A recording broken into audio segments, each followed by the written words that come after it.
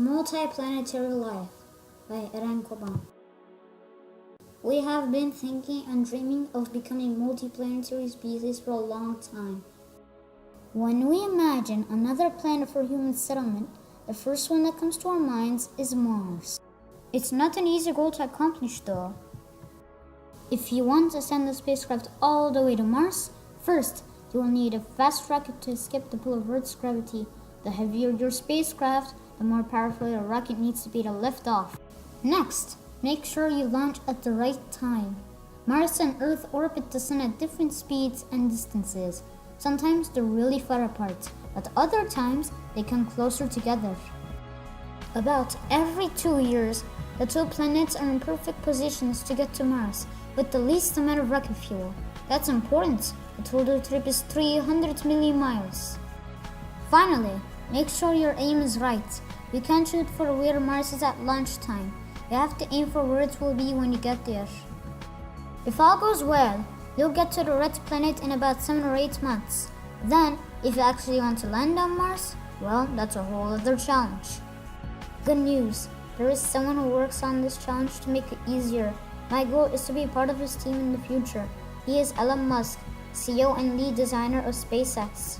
On September 29, 2017, Elon Musk presented an updated vehicle design for what's currently being referred as BFR. BFR is a one booster and one ship system which will eventually replace all other designs. Elon Musk's aspirational goal is to send first cargo mission to Mars in 2022. The objectives for the first mission will be to confirm water resources and identify hazards along with putting in place initial power, mining, and life support infrastructure. The ships from these initial missions will also serve as the beginnings of our first Mars base, from which we can build a thriving city and eventually a self-sustaining civilization on Mars. BFR capabilities. BFR will not only be used to go to Mars, it will also support a variety of mission types, such as satellites,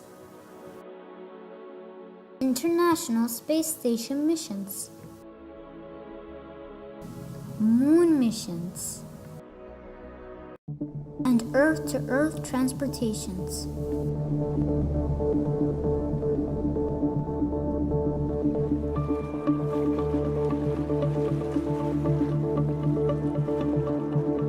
With BFR, most of what people consider to be a long-distance trips will be completed in less than half an hour. In addition to vastly increased speed, one great thing about traveling in space is that there is almost no friction. Once the ship leaves the atmosphere, there is no turbulence or weather. Consider how much time we currently spend traveling from one place to another. Now, imagine most journeys taking less than 30 minutes, with access to anywhere in the world in an hour or less.